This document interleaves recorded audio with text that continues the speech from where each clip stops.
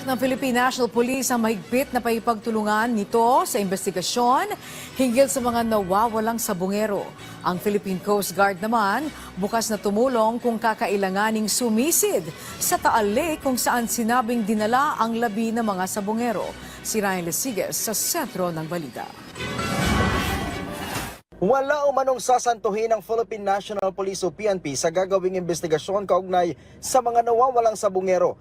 Ito ay matapos lumutang na posibleng mga pulis din ang nasa likod sa pagkawala at pagkamatay ng 34 na sabungero. Regardless po kung sino po ang involved dito, civilian, mataas na tao at even yung mga kabako po natin, wala po tayong sasantuhin po dito.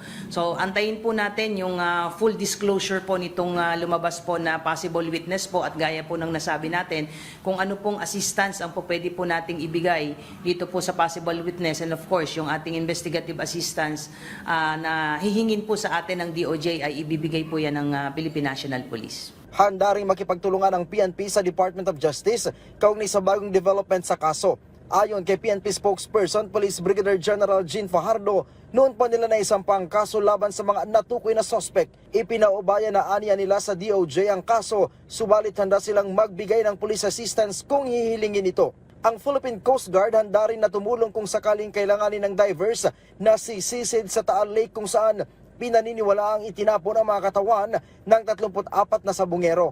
As of the moment, meron tayong 60 technical divers. So depende kung ilan ang i-request sa atin ng Department of Justice. But they are all on standby status, so we will just be depending on the instruction. Pero aminado ang PCG na hindi magiging madali ang paghahanap sa mga ito. Bukod sa kalidad ng tubig, magiging hamon din sa mga divers ang lalim ng Taal Lake. Ang nakikita namin magiging challenge is yung lalim at lapad ng Taal Lake kasi we have 174 meters in depth. And although may mga experience ang ating mga technical divers, pero as per history ng kanilang mga operations, I think they just dive hanggang 100 meters in depth lang. So, Ryan Lesiges para sa Pambansang TV sa Bagong Pilipinas.